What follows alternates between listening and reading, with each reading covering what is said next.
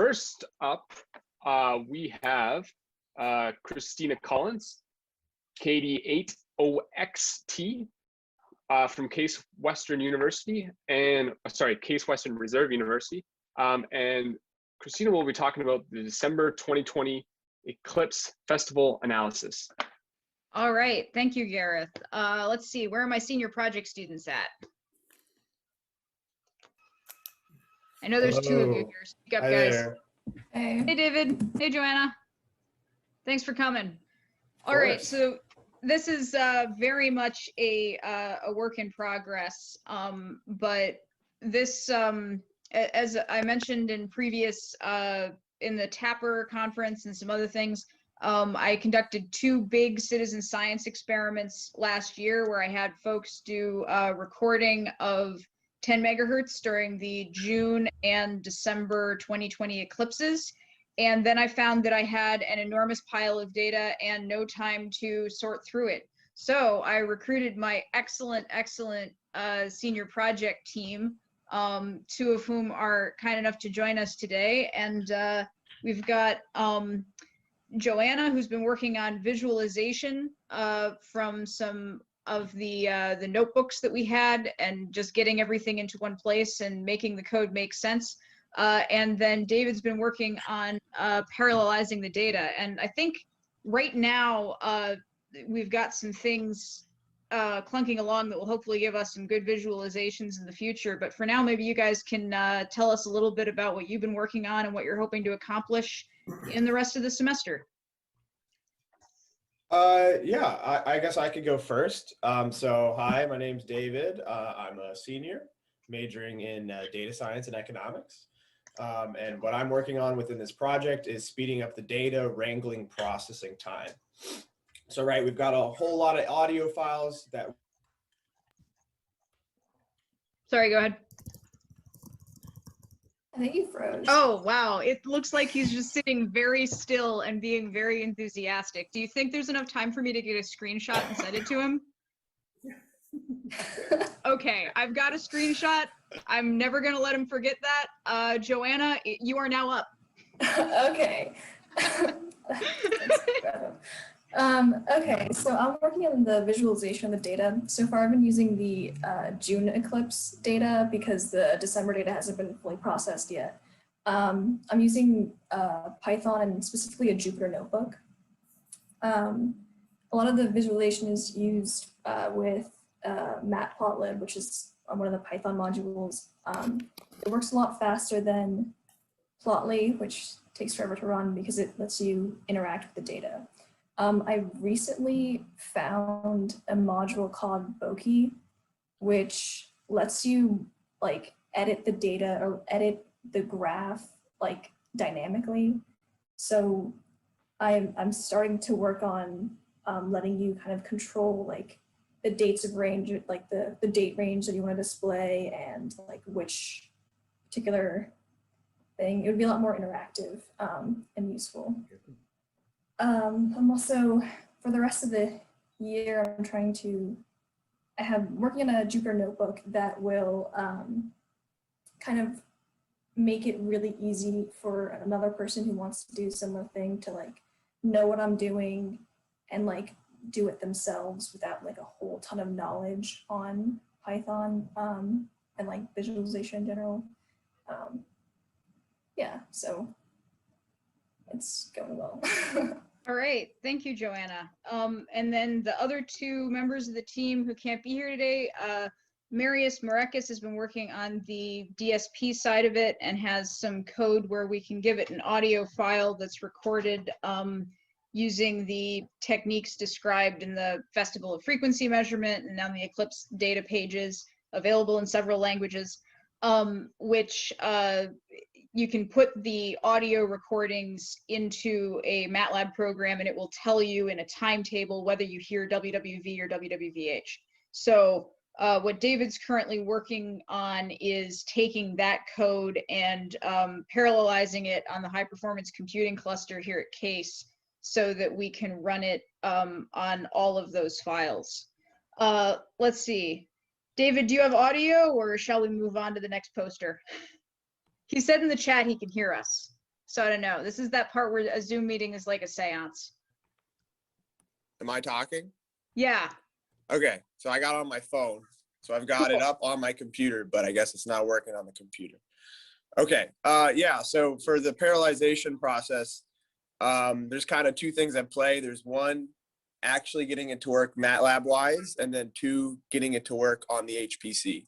So that's basically the main problems I've been tackling are, now that we have it working MATLAB wise working through with Marius, is being able to fit it within that cluster computing environment so that we can utilize the vast resources we have.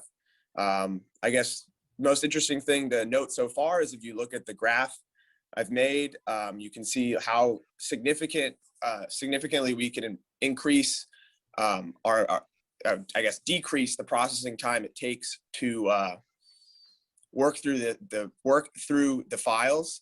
So I did it through different sizes of gigabytes, and then you can see the time in minutes. So it does work, and hopefully we can get it to process all the data, which is about around 1 terabyte of information. So that's what I'm kind of working through right now. All right, and hopefully we'll be able to use this for other experiments in the future as well, now that we've got the procedure kind of worked out over the course of a couple of experiments for doing these, you know, big Doppler collections. So that's going to be very useful to have code for this where we can do the processing for future experiments. All right, thanks guys. I lost track of the clock, I'm going to be honest, but I think that was about 10 minutes. So Gareth, going to hand it over to you. There's 3 minutes and 43 seconds left in your 10-minute slot. So I'll open it up to questions. Any questions? Just I think people are allowed to unmute themselves. Yeah, just jump in. Just jump in. This is Liz. I have a quick question for Joanna. I was wondering if your Jupyter notebook is available to be shared or something. I kind of didn't see the link on the poster. I might have missed it, and it also might not be something you want to share yet, but just wondering. Yeah, it's still, I will share it by the time I'm done with it, but like right now it's not as nice as I would like it to be. And that's not her fault, by the way. It started from my code, which she's been refactoring. We had some, for the original experiment, all this was based on the WWV Centennial experiment that I've reported at this conference in the past. The code for that was developed mainly by me and Aiden KB3UMD, who's going to be giving the W8EDU poster in one of the other rooms in a bit. And we kind of like tried stuff. And then if it didn't work, we just added another cell to our Jupyter notebook, which is fine if you remember to refactor at the end, but it is less fine if you then don't look at it for 3 months, which is what we did. So Joanna's been going through that and turning it into code that's actually usable. Awesome. And at the end of it, we'll have everything accessible, I hope. Yeah, I can add it to the poster when I'm done with it in like a month. Awesome. David and Joanna, keep me in your emailing list because I'm interested in the WWV signal processing issues also, and I'm not far from you anyway. I'm on the Case campus.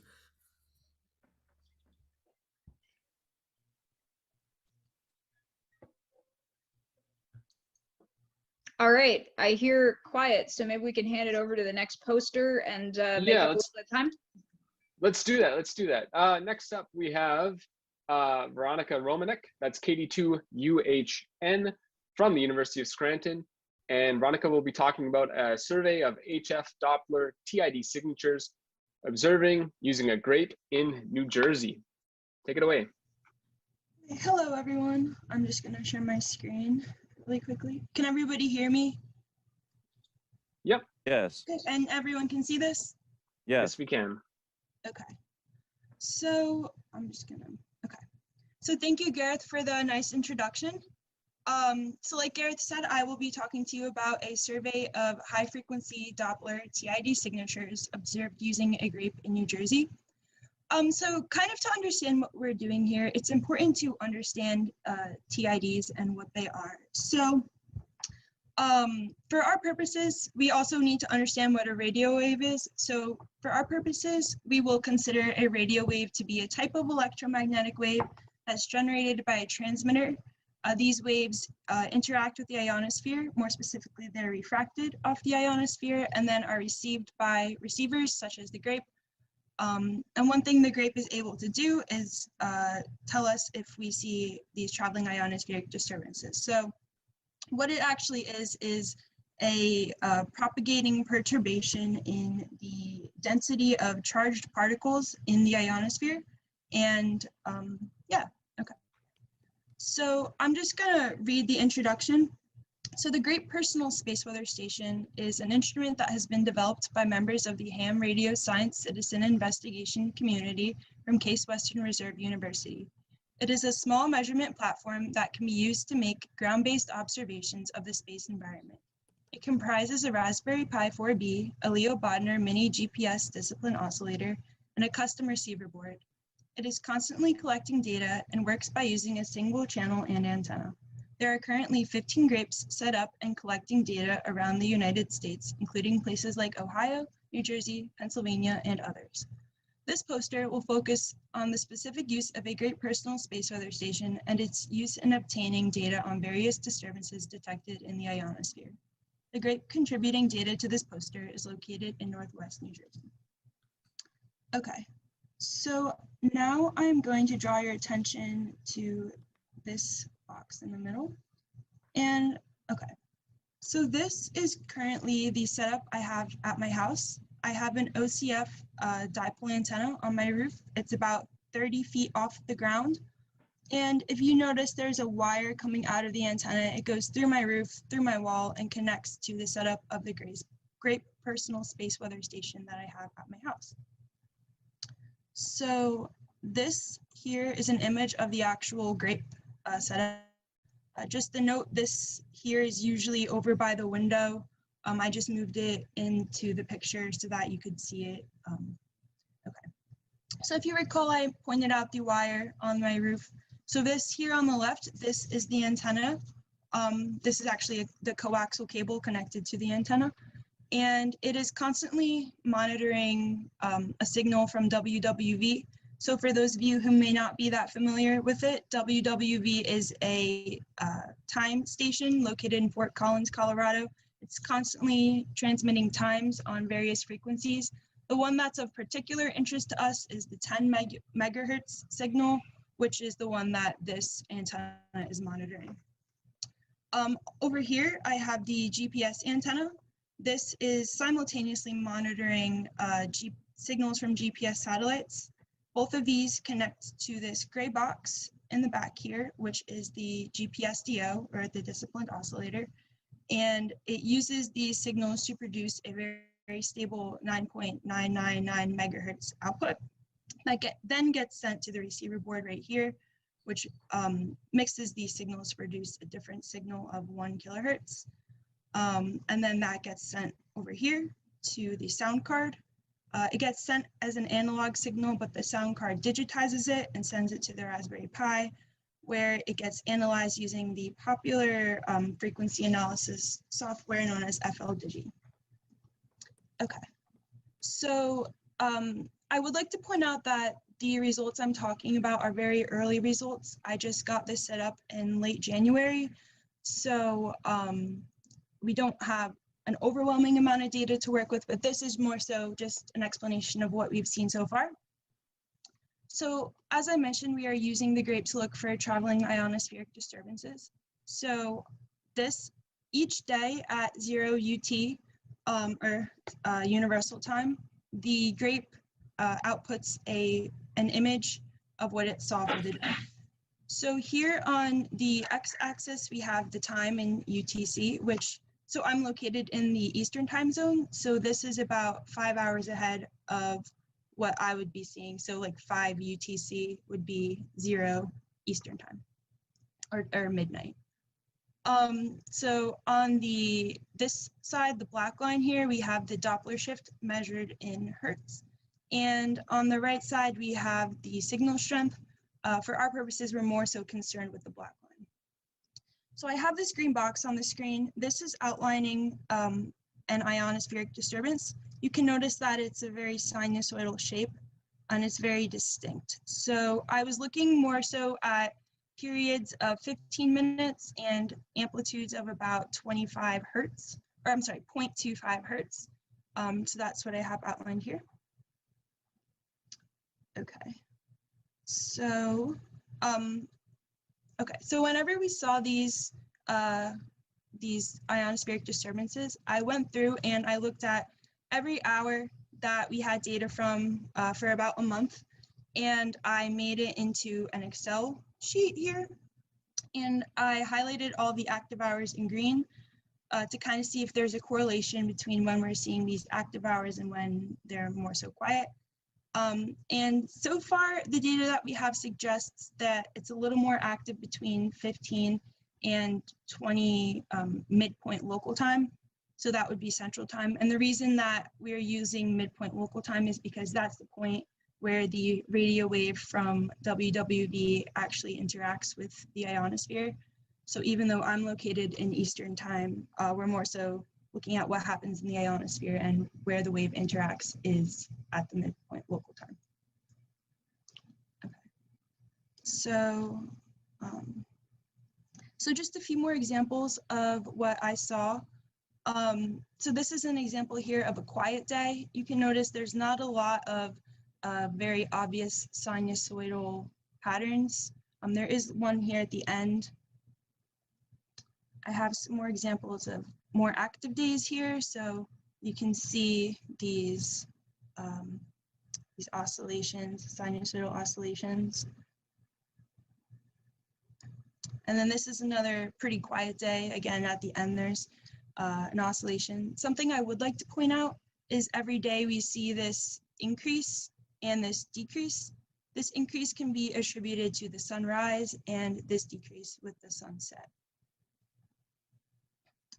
And then just another outline of the data distribution that I saw for the time frame I looked at.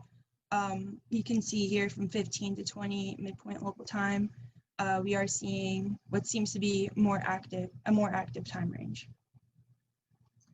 So a summary of what I looked at, the Grape Personal Space Weather Station is making observations consistent with those expected of traveling ionospheric disturbances.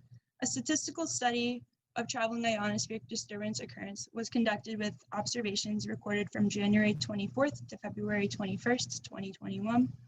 While the results are relatively early, they suggest TID signatures are most prevalent during the hours of 21 UTC to 2 UTC, or 15 to 20 midpoint local time. And then in the future, so as I mentioned, there are 15 grapes currently set up. This poster just focuses on what we're seeing with one of them. So we would like to investigate the observations made by other grapes. One such grape is W2NAF, which is located in northeastern Pennsylvania. So this is just for reference. And then something else we would like to do is other authors are constantly proposing physical mechanisms for TIDs, and the authors of this poster will see if those suggestions match the data that is collected by these grapes. Yeah, so I would be happy. I think I have maybe a minute to spare, but I'd be happy to answer any questions anybody has, or maybe in the breakout rooms as well if you guys want to talk. Yes, we have a couple of questions in the chat. Yeah, there's about 30 seconds. Did you want to, there was one, did you want to answer a question? There was some comments on YouTube. One thanking you for showing a picture of what the grape looks like. I'd like to echo that. Thank you for showing what a correctly set up grape looks like, because I didn't set it up correctly at NJIT. So thank you for that reference. But No problem. if you wanted to field a question here in the chat. I have one. I was wondering if the active hours plot was something that you did manually, or if those were automatically thresholded. Those are automatically thresholded each day. So I personally don't do anything to make these graphs. I just download them from a VPN that I use to connect to the Pi. So yeah. All right, awesome Awesome. poster, Veronica. Great job. Awesome, yes, awesome work. I'm very excited about that data too. Great. Okay, so next up we have David Kazdan. That's 88Y from Case Western Reserve University. We'll be talking about data collection from WWV, WWVH, and WWVB, a histoanatomy of NIST's radio beacon transmissions. Take it away. All. Thank you. And these have really been wonderful. I appreciate everybody's hard work. It's interesting that of the 6 presentations this morning in this breakout room, the first 3 are all about WWV and its sister stations. So a histoanatomy from a Greek histo, tissue or structural element of an animal body. So I'm going to be talking about why it is that WWV is useful for these purposes and how we might dissect it. Those of you who read Upton Sinclair's The Jungle in high school English might recall that the meatpacking plants used every part of the pig except the squeal. And that's our objective here, to get some data out of every milliwatt that we can intercept out of WWV. All right, here's the story. This was WWV's birthday cake in 2019 when WWV was first launched in 1919. It was not meant for the kind of work that we're doing, and it still isn't. It's a full carrier AM station. It is old iron AM, the same way that medium frequency AM broadcast modulates its signal. It has a carrier, which even when no one is talking into the microphone, consumes 2/3 of the power of the AM signal. It has various modulations, none of which were designed for scientific measurement. They were designed for calibration. The NIST's task is to see to it that laboratory instruments, all the way down to individuals' wristwatches, can be accurately calibrated. So let's talk about what lives on all of those sidebands in the carrier. Of course, I've already lost control of my screen. Let me see if I can work on this. It's characteristic of full carrier AM that the carrier is the same all the time. And really, that's not a bad deal. If WWV were the only station on its internationally assigned frequencies of 2.5 through 25 megahertz, it really would be fine. You'd be able to monitor that station. Great, now I can't get rid of the abs. There it is. You'd be able to monitor the station, monitor the carrier by itself. It is currently atomic clock controlled to at least a part in 10 to the 14th all the time. There aren't that many measurements in life that have that many zeros after the decimal point. You'd be able to monitor the phase shift, frequency shift, the received amplitude. You'd get a whole lot of information from it. The problem is, for our purposes, it doesn't exist in isolation. WWVH is on most of its frequencies at the same time, and many other international time clock stations are on its frequencies. So most of the time we can do these studies. Most of the time in our parts of North America, WWV is the dominant signal. But you can't guarantee that. So how do you tell? How do you tell that your data are of quality? And what other parts of the modulation spectrum of WWV and its other stations might be useful? Well, let's do a bit of the histoanatomy then. Past the carrier, maybe the most important part is the second ticks. If you've listened to WWV, its great characteristic is that you hear clicks going on every second. The 29th second of every minute is omitted. The 59th second is omitted. And then there's a voice announcement of time, and there's at the tone the time will be, and the tone sounds. So what might you do with the second ticks? They are tightly defined, as is everything else on WWV and WWVH. This is from NIST's webpage. The ticks are phase coherent with the carrier. They are a modulation of the AM. On WWV, 5 cycles exactly of 1000 hertz. On WWVH, 6 cycles exactly of 1200 hertz, with a guard time 10 milliseconds before, 25 milliseconds after. That permits them to be 100% modulation of the signal. So each of the 2 symmetric sidebands around the carrier contains 1/6 of the total power of the station. They're 7 decibels down from the carrier, but they're in isolation, and by the nature of AM, they can be filtered out and heard in isolation of the carrier. And that's good because they're on different frequencies. So different examination of 1000 hertz and 1200 hertz gives you a differential power indication of WWV and WWVH. WWVH's antennas, except its lowest frequency, are all set pointing to the west from Hawaii. So generally, WWV is the one that you hear in the eastern United States, but this gives you an indication of which one, of when you are hearing WWVH. And you know that the frequencies at the carrier will be a linear combination of the two by power. So if WWVH is 20 decibels below WWV, you should be able to make that carrier estimation pretty reasonably on from WWVH. And Gareth, you'll give me a 1-minute warning here, please. Here's an oscilloscope trace of the 1 second tick. You can see that this one doesn't actually exhibit full phase coherence with the signal as transmitted, which suggests maybe this has multipath. Here is a small positive going part. This is like reading an electrocardiogram, a negative going one, and then the first real positive going one with its first real zero crossing here. So this may be a linear combination of two paths through the ionosphere for the same signal.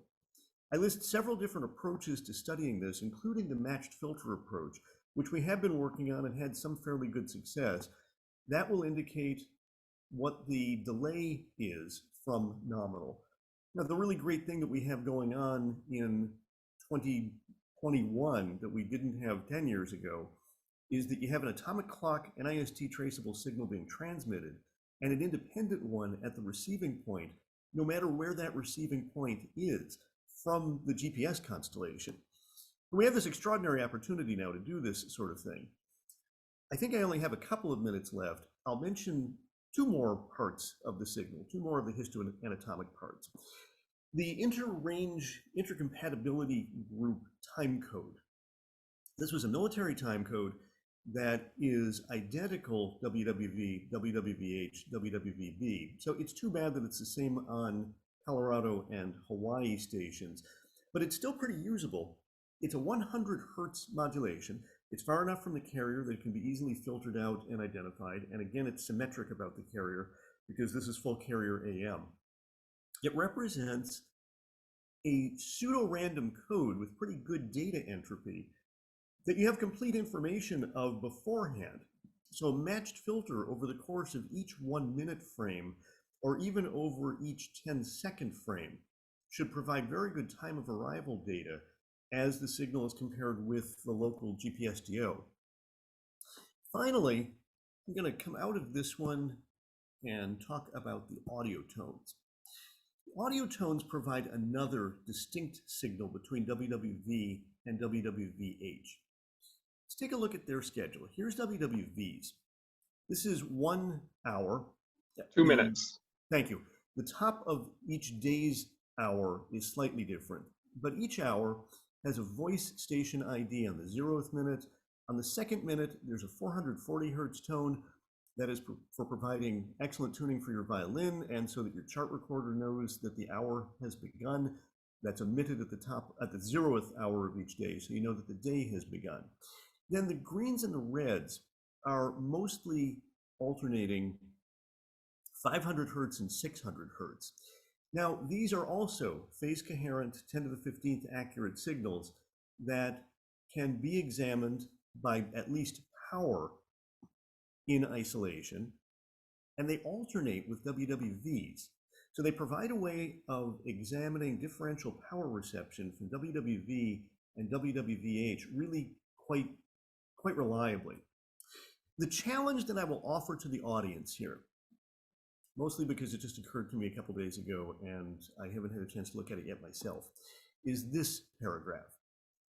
That perhaps a way of examining the signals differentially and really distinguishing the carrier Doppler shift from WWV to WWVH is to examine the modulated tones with a Costas loop that locks onto the two sidebands symmetrically and has potential for examining at the 10 millihertz level, at the FMT level, the individual carrier's frequency. I see Kristina taking notes. I sent her an email about this yesterday. We'll talk about it.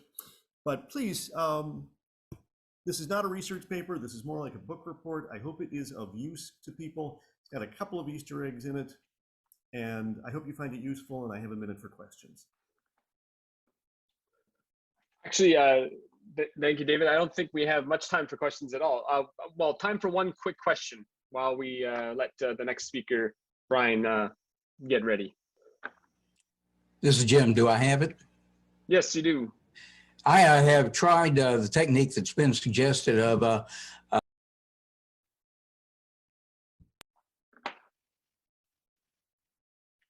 Jim, we lost you. Oh, yep. I think you're muted, Jim. Maybe take it from the top. I'm not supposed to be muted, maybe I was. I have tried using the technique of separating WWV from WWVH using the time ticks. And while I have successfully seen that a few times, most of the time the signals are not good enough in my location that I can separate it. Do you think a Costas loop is good enough to overcome all the other things that are going on? I do, because you'll have 45 seconds for each of the transmitted tones, and the Costas loop filter acts as a flywheel to keep your locally generated oscillator going for making the measurements. So I haven't tried it yet, but yes, I think this one has promise. It's easy to say that of any new idea that you have. Can you guys hear me? Okay. Thank you for that. Thank you, David. Thank you, Jim, for the question. So we'll just move on to our next speaker, who is Brian O'Donnell from the New Jersey Institute of Technology. And Brian's going to be talking about EPOP RRI observations of the April 24, 2020 ARRL frequency measuring test. So Brian, take it away. Yes, I am. Can everybody hear me okay? Oh, yeah. Okay, great. Great. So as Dr. Perry just said, I'm going to be talking about the EPOP RRI observations of the frequency measuring test from last April. And I should start with what EPOP is. So Cassiope is a satellite that has been in low Earth orbit since 2013, and it has a science payload on its front, and that science payload is called EPOP. It is a multi-instrument array meant for studying the polar regions and flows, like particle flows and densities and fields and stuff like that. But it also has a very nice radio array on the front, which is RRI. Which are this 4-point here. It is a 4 3-meter antenna X dipole array, and it hangs out, like I said, in low Earth orbit. And when it is not at the poles, it is used to process other signals in the atmosphere, including radio signals like the one from the frequency test. So here's a cartoon made by the University of Calgary, who made the satellite to describe the kind of signals that EPOP can take up. Obviously, these ones are the one. This is the sender, and these are the ones that you guys usually receive down here on the ground. But some of them do slip through the atmosphere, and that's the kind of stuff that we're taking a look at. So at the time of the frequency measurement test, which I'll talk about in a tiny bit more detail in a second, EPOP is headed south. It's going from this black dot through the red dots to this black dot, and the frequency measuring test was sent from this blue square. And during the key down of the measurement test, during the time in which we had like pure signal, is between the red dots, right? And we're headed south. So for purpose of Doppler effect, we are headed toward the receiver for the useful part of the experiment. So the ARRL frequency measurement test is, as you know, as was discussed in the previous session, is a repeated contest that is held by the ham community, and it was scientifically useful to us because of the particular contest like stipulations, which are that it produces a single monochromatic or close to monochromatic, a very, very tight frequency signal. And and it does that for constantly for, in the case of the April event, 2 minutes. So we see this spectrogram here. There's a whole lot of information in it. Up here and down here are presumably radio stations. I don't know if there's a 70.7 in Calgary, but it looks like there is. But this solid line in the spectrogram on both dipoles is the measurement test, and you can see that it's quite small in frequency, especially compared to these broader signals. But all of those properties I was just talking about, its constancy in frequency kept to plus or minus a tenth of a hertz, or 100th of a hertz rather, makes it so you can assume that, or you can responsibly assume that almost all of the change in this signal is being caused by the atmosphere and not by the sender. So that obviously provides a very like a useful scientific test of like plasma physics and waves moving in the atmosphere. So what I did was first looked at other analyses of signals that have been made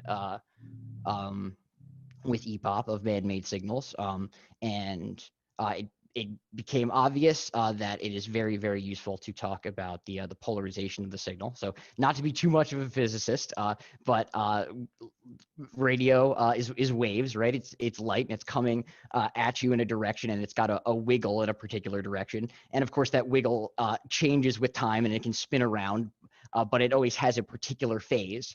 And you can break what that phase is at a time and the direction it is moving into polarization parameters. And the two most useful ways for us to do that today are going to be the Stokes polarization, which describes how much of that is linear and how much of it is in spin, and I, which is not shown, is the total intensity, or as a polarization ellipse, which is if you think of this spinning thing as having an out, where does it move throughout the time? It'll take an ellipse, but that ellipse could go back to being flat, or it can go all the way out to being circular, and that's what these two parameters are meant to describe. Chi is meant to say how circular or flat are you, and psi is meant to say how you are rotating. And these changes in phase, if you have a nice coherent sender, like we can expect the frequency measurement test to be, would be like clean and regular, and you would expect like the same ellipse to come at you. So which to make that point, here is a measurement made by Danskin of a measurement that that came in a bit of pulses. You kind of have to look at the red, the parts that are in red. But you can see these are the polarization ellipse parameters, and you can see that that there's these places where P is very close to 1, which I forgot to say. I'm sorry, I'm a little bit frazzled. P is the third parameter here. It's the percentage of the I that is Q, U, and V. And so for these highly polarized signals, we have this orientation that, as you go through, is sweeping very, very at a very, very regular rate, and then it slows up at like a geometrically important point. So we wanted to see if we could get that with a more clean signal, and I'm sorry, I'm in places right now. But before that, we looked at one other thing, which is the Doppler shift. So in order to do all of that analysis, we need to know what the frequency is. We need to subtract out the amount of Doppler shift that we get, because the satellite is moving and it's in the sky, right? So the natural Doppler shift is the wave vector of the radio wave that's coming in times the velocity of the thing that is moving, the satellite in this case. But if you follow the work of Ginsburg et al. And Ginsburg and Poole et al., you will find that Doppler shift gets changed if you are moving in a plasma. And it gets changed in most atmospheric conditions relatively simply, that you pick up a factor of the index of refraction of the plasma to your Doppler shift. So you get a change in frequency that is wave vector times velocity times index of refraction. And it is also known from plasma physics that that the index of refraction of a plasma is to do with the plasma frequency, the natural oscillation frequency of the, or I guess you guys call it the critical frequency, right? The frequency where the radio wave stops.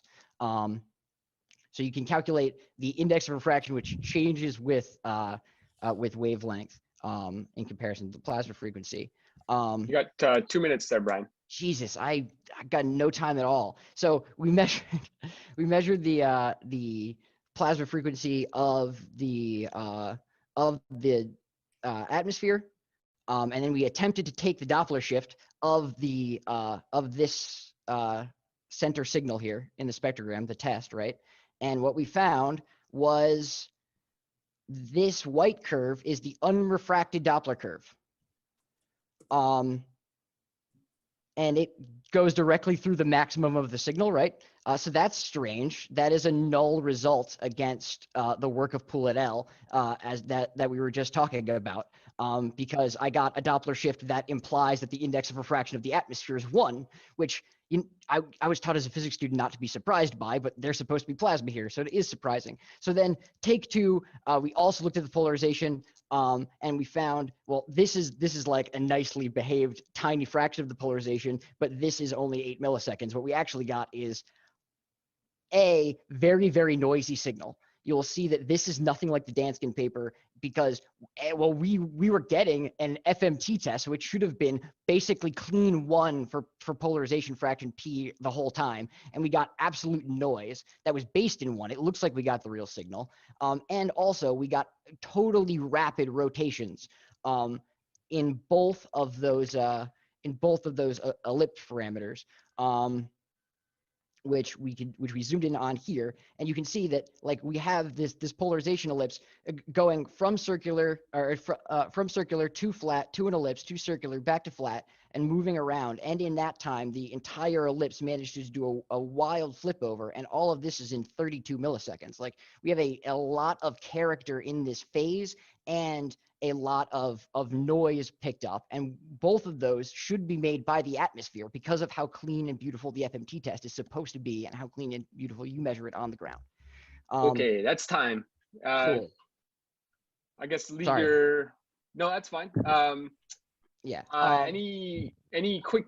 I guess we'll leave that up. Any quick questions for Brian? Keep doing Always FMT come tests. back to it at the end. That's my only note, is that the ham community can keep helping interesting plasma physics that I don't have enough time to explain if you keep doing FMT tests.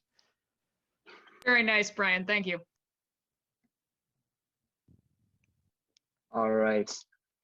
So the next speaker is me, and let me see if I can do this correctly. Share. Everybody can see K2MFF poster? Looks good. Yes. Okay, let me get some stuff out of the way here. Haven't done this on Zoom before. Okay, so let me put a timer on. My name is Gareth Perry, KD2SAK.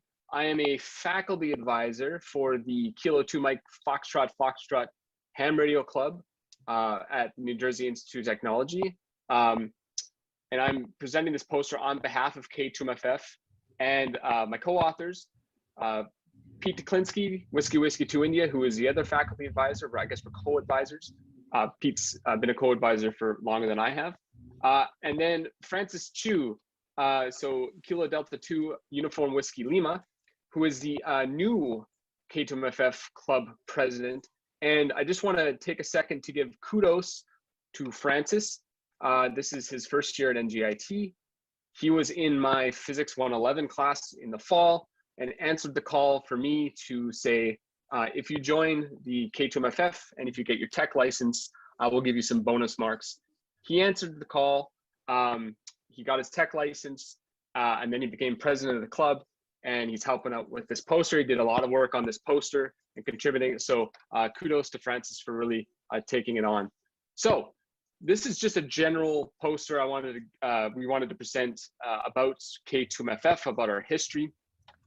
So just a quick bit of information.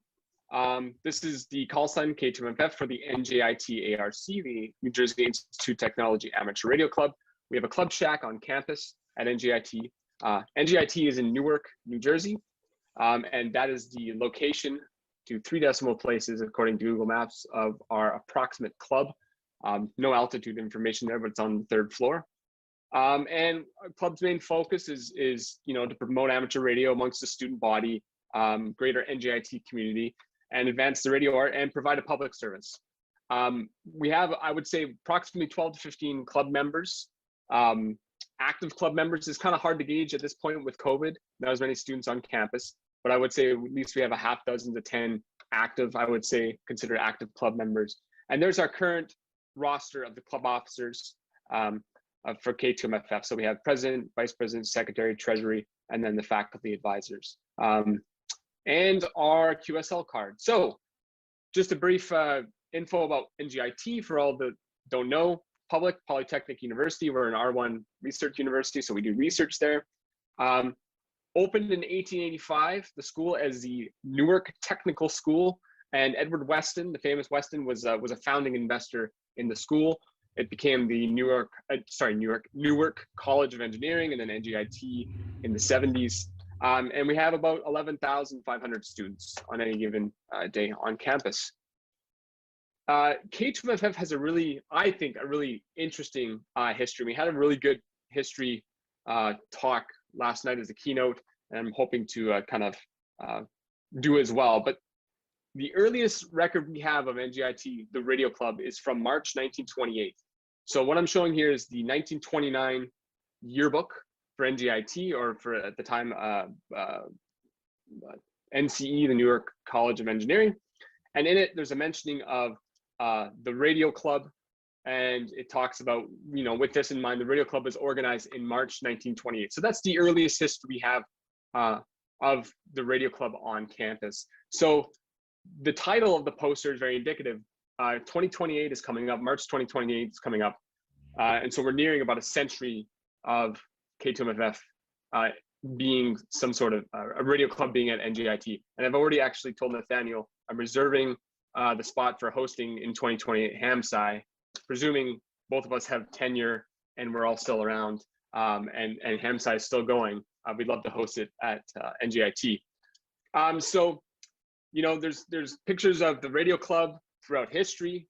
Now, initially, the radio club had the call sign W2JPK, and this changed in 1961. There was a really popular member, J. Sparks Rometsky, who was K2MFF, very popular amongst the group, very popular amongst the students, very active in ARRL, who tragically was killed in a motorcycle accident in 1961. So as a tribute to Sparks, or K2MFF, the club took over his call sign. And so since then, we've been called K2MFF. So there's, on the poster, there's just a few historic artifacts, I should say, some scan. Some of these have been sent in from former club members and former students, collected by Pete, Whiskey 2 India. But again, this is from the yearbook showing this kind of in memoriam for Sparks there. So that's why we're called now K2MFF in his honor. So set up in Shack, we have a repeater, K2MFF repeater. These are some information about it. And just a bit of technical difficulties. Here's what we have for antennas on top of back of Memorial Hall. So this is taken a few days ago. This is looking east-southeast. So we have some inverted V's. We have 80 meter, 40 meter. We have a Yagi that's rotatable. The rotator is a bit broken now. So that's a club project coming up. And we have a 15 meter inverted V. That's looking east. We do have to compete with, these giant air conditioners here. But we managed to survive. This is now looking west, northwest. So if you take this picture, if you spin around 180, this is what you see. So we have a lot more going on. We have, antennas for our repeaters. We have a remote link on our repeaters. We have 20 meter inverted V. There's the 80 meter inverted V, 15 meter. There's an end-fed half wave kind of off to the left as well. So we have a lot going on, and these are all operating. These are all in good condition. They were recently installed within the last year, really. So we have a lot of stuff going on the roof there. There's the shot kind of looking south-southwest at the 80 meter and fed half wave. Again, about our repeater, this is kind of a splat image of the line of sight coverage for our repeater on top of the roof there. And this is the New Jersey, North New Jersey, New York area. So we actually have a very good coverage. So, you know, if you wanted to count how many people could access the K2MFF repeater, it would be, if they had a license and so on and so forth, it would be in the millions, because we cover a great chunk of Manhattan as well. And there's lots of people there. Here's our shack. We have 3 stations that are operating, and just kind of a roster of the radios we have, identifying which cables go where, so on and so forth. Okay, so club activities. Let me make sure I got everything. Club activities. We have our weekly nets. We have a net on Friday night at 8 p.m. local. And then we have a net about nothing, which we join up with a repeater a bit west of us, the W2SJT repeater for the net about nothing. This is meant for new hams as a very low stakes entry level place to get new hams on the air. I use it to get on the air for the first time. Francis has used it to get on the air for the first time. It's a nice thing that we do, and I think you know, it's very popular. So that happens on Thursday night. So we have really 2 nets a week.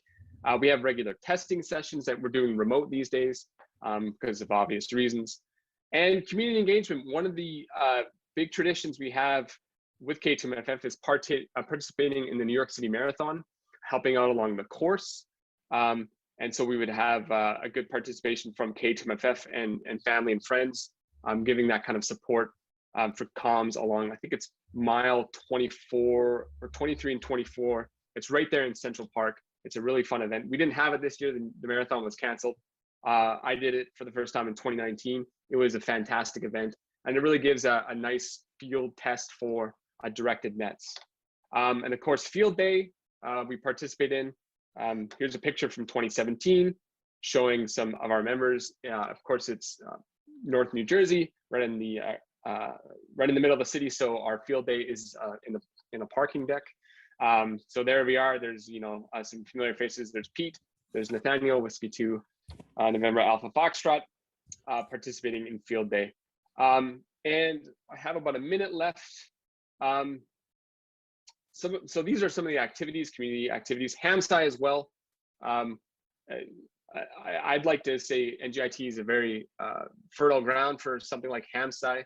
I know Nathaniel, when he was at NJIT, he was doing a lot of the development with HamSCI. I believe I first discussed HamSCI with Nathaniel in 2015, and he was at NJIT at the time. So NJIT is kind of always up, and K2MFF is always up for helping develop these ideas. For example, we just recently installed incorrectly. I installed incorrectly the Grape. I'm going to go fix it. So the Grape SDR, and when, you know, for example, the personal space weather station comes along, we'd love to install that as well. And, you know, future directions for the club, participation with HamSCI. I got about 5 seconds left. Integration with NJIT programs. We want to get more students involved. Through that vein of HamSCI, you can do amateur radio and science, and there's a nice relationship there. And then more community engagement, you know, doing an ARRL event, for example, getting that broader community involved in ham radio. And that's my time. I'll leave it at that.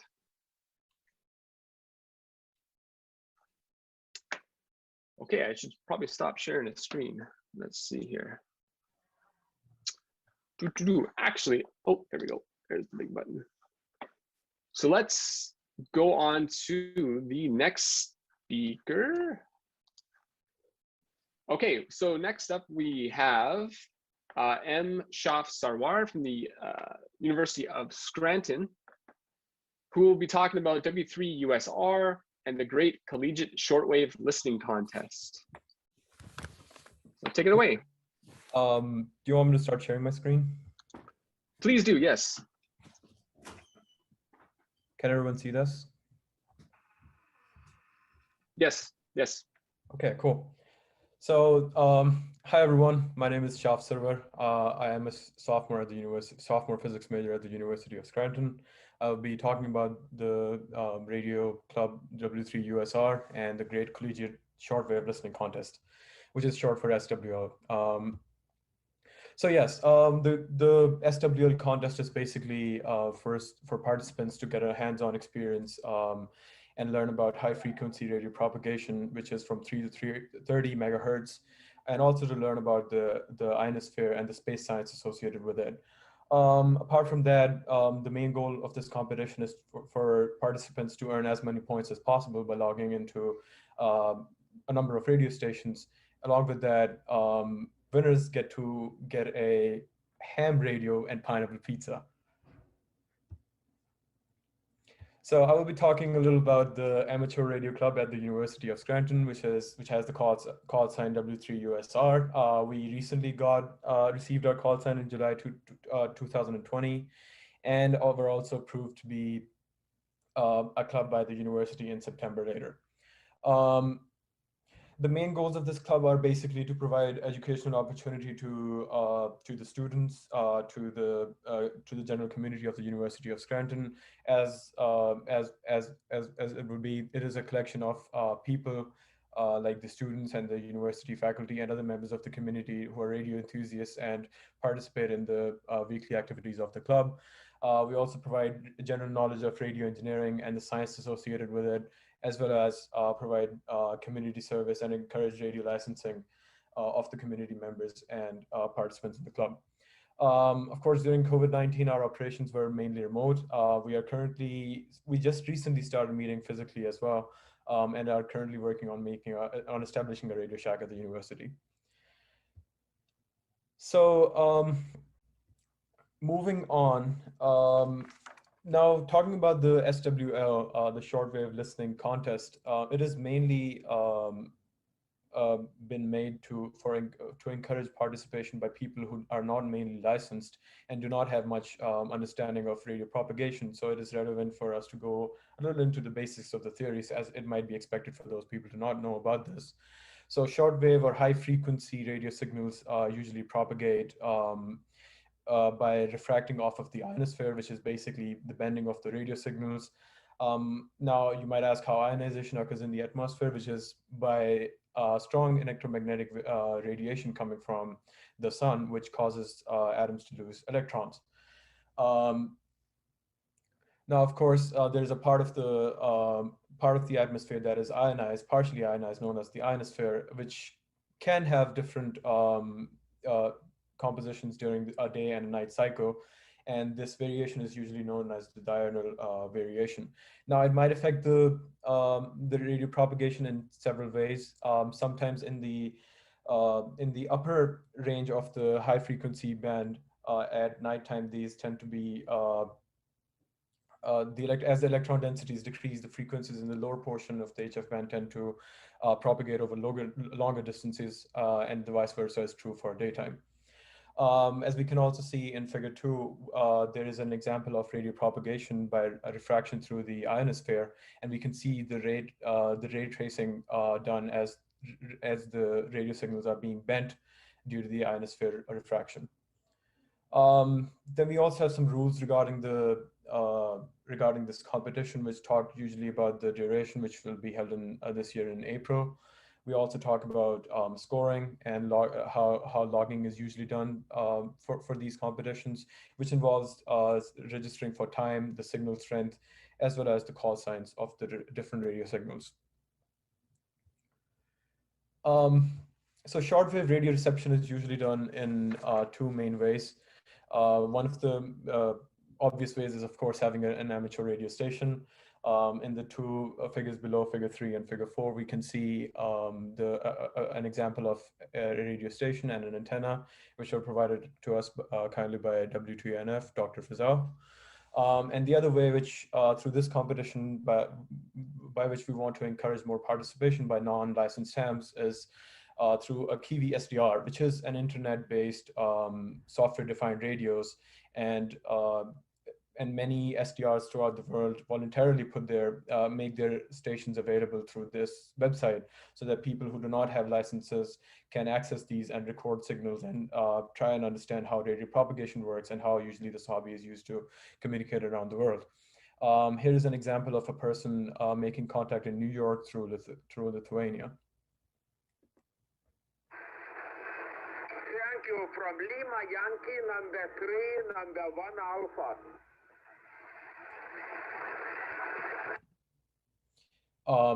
So as we just saw how this person was giving his call sign, usually in ham radio communications, we use phonetic alphabets to give our call sign so that miscommunication does not occur in cases where there might be some interference due to the atmosphere or some noise in the signals.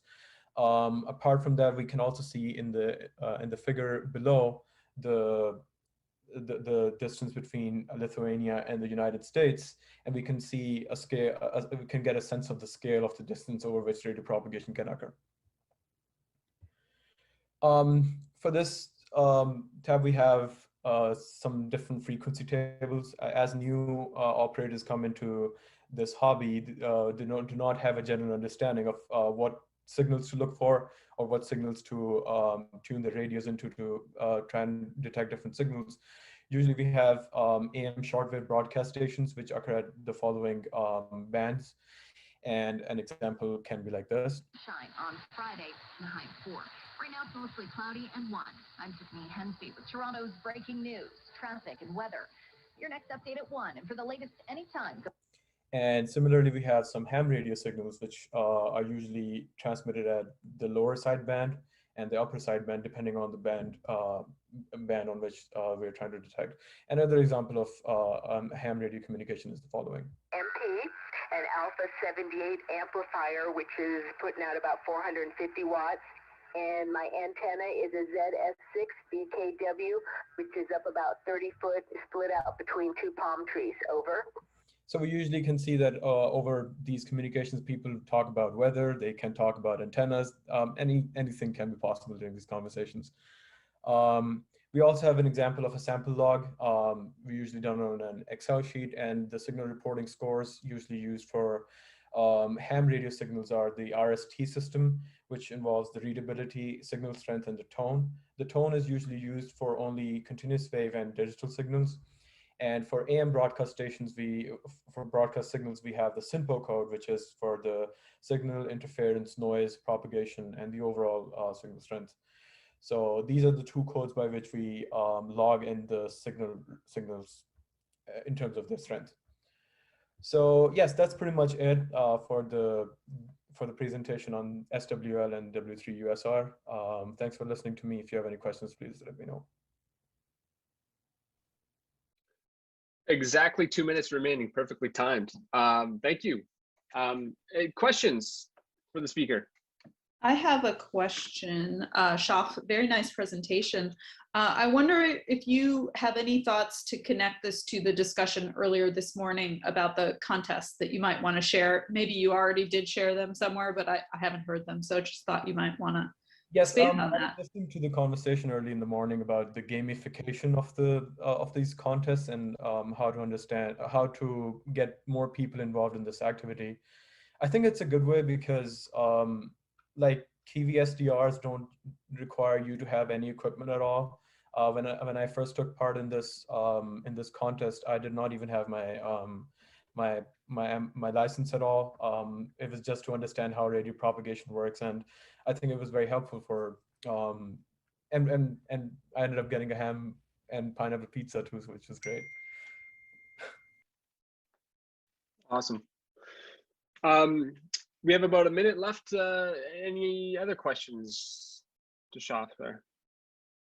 I think Mike Ionosphere had one, I think for the speaker. I'll read it out. It says, do you find that there are, or there is a limit to how close 2 stations can be to make a link via Skywave?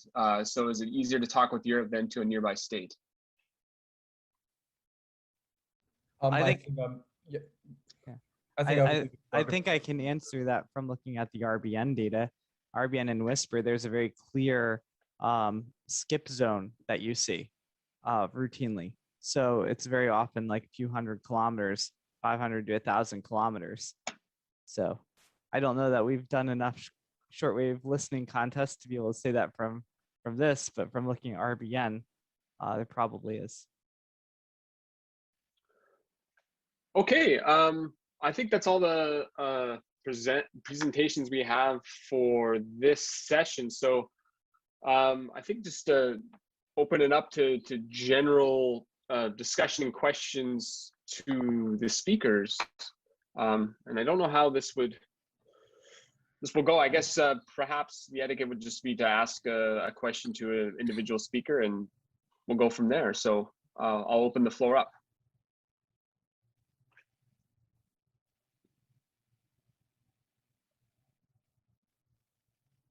Well, how about I start then? I had a question for Kristina. Kristina, are you still? She's still here. I don't think she is. Okay, never mind. Never mind. I had a question for David, actually. I hope David's still here. And then Gareth, this is Phil. I would have a question for Brian about some of the RRI observations too. Yeah, go ahead, because I don't think David's here as well. So go ahead, Phil. Okay, Brian, are you still online? Yep, I'm here. Alrighty.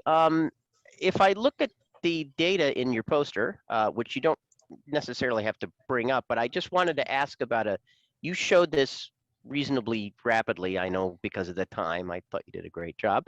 But you were measuring the polarization, right? Yes. And in a couple of your figures, you show that, there's some coherent structures if you're looking at very, very short time frames, like, 30 tens of milliseconds or something like that. Yeah. And then you make the point that if you zoom out and look at, a longer time frame, it really is all over the place. It's very, very choppy. If you analyze all this as aggregate, is there like a statistical distribution maybe in terms of time of how long this thing appears to be coherent, either it's stable in polarization before it changes? Is it like, well, if you look at between 10 and 100 milliseconds, things look okay, and then beyond that, no, it's going to abruptly change? Or was there no real rhyme or reason you could make out of that?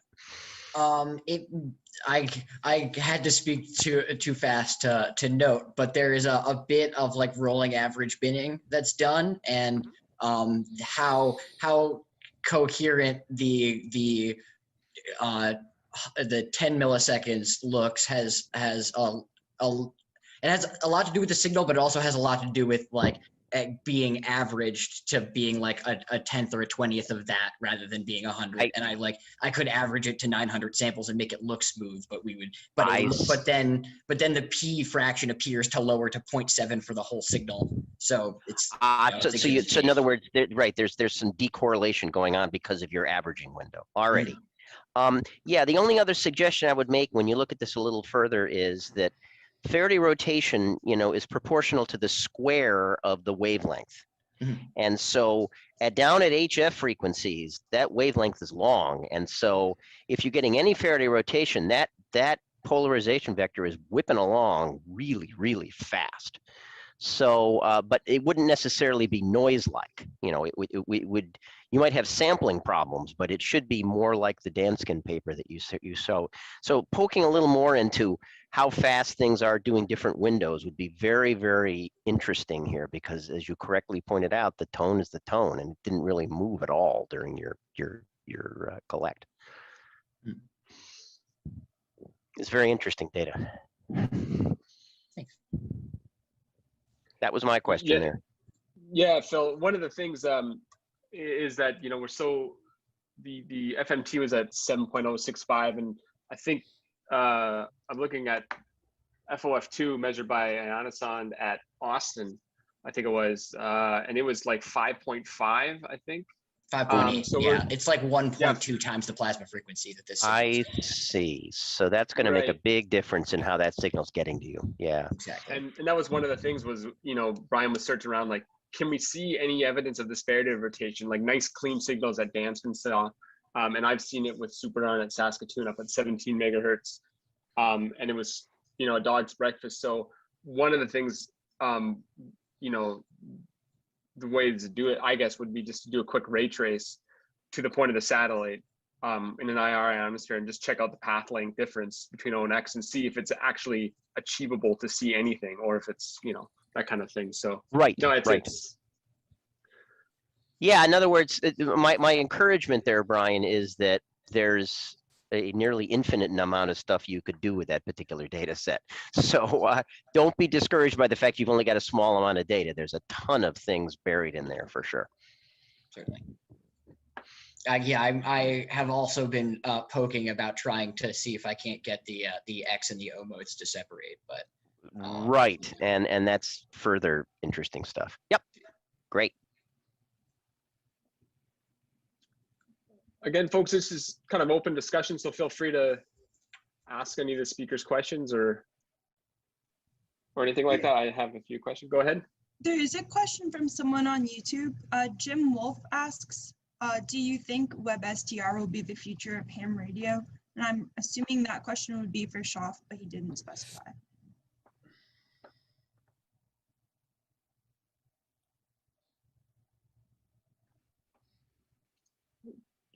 Shaaf, I don't know if he's here anymore. Okay, I thought What I was saw. Well, I'm sorry, I had to step out for a minute. What was the question? Jim Wolf from YouTube asks, do you think WebSDR will be the future of ham radio? Will it be the future? Well, I mean, depends what you define as the future. I think it will be an important part of the future of ham radio. I don't think it will be the only thing. A lot of people who are ham radio aficionados like to have their own equipment rather than relying on something running over the web. Mm-hmm. I mean, part of the fun of the hobby is setting up your own stuff and getting it working. And not only that, if everyone just relies on the web and no one sets up equipment, then there's no web SDRs either. So, yeah. I've personally, I've found WebSDR, like Kiwi SDR, very useful because, as I pointed out, we have air conditioners on the roof right next to our inverted V's, and so sometimes I'll hear some interference, and I'll be like, "Is that anything local?" So I'll look at a Kiwi SDR. That's, you know, a few miles away. I don't know, 10, 20 miles away. It's not precise, but sometimes you do see that, you know, there's a bunch of interference on the band as well. So maybe it's not the air, you know. I found it very useful for that, and also sometimes just for trying to get and tune an ear to what you're supposed to be hearing, because as a beginner, listening to HF is not as easy as I thought it would be, trying to decipher what people are talking about. You really have to get those, you know, almost like another brain for your ears to really kind of tease out the right signals. So yeah, learning how to WebSDR tune sideband is can be very challenging for someone who's just getting into it. But you know, the thing is, aren't all those systems receive only? I mean, if you're a ham, you want to get on the air and transmit too. Well, but the great thing about these things is you can hear your own signal, what it sounds like a few thousand miles away too. Well, I mean, WebSDR can mean a lot of things. The Kiwi SDR, of course, is a receive-only network. But if you go to like remotehamradio.com, you can rent out time on superstations and contest stations. Have you looked at what it costs to do that? My goodness. Oh, dollars a minute. I mean, come on. Yeah, no, I haven't. But I do think there is, like Gareth said, you know, environmental concerns, like our RFI concerns. Here at the University of Scranton, it's the university campus is located in a valley in an urban environment, not unlike NJIT. And we have, just like Gareth showed, we have large HVAC equipment on our roof. So I now live in a place that I'm only 15 minutes away from campus, but I'm high in the mountains in a rural location. And so the difference between the RF environment at my house versus campus is night and day. So, you know, with web SDRs and that sort of technology, I think we are actually going to get Comcast here and some higher bandwidth things. We will be able to do some remote operation that even from campus using transmitters or receivers located at my house, we'll be able to do much better than if we only had access to the antennas on campus. Yeah.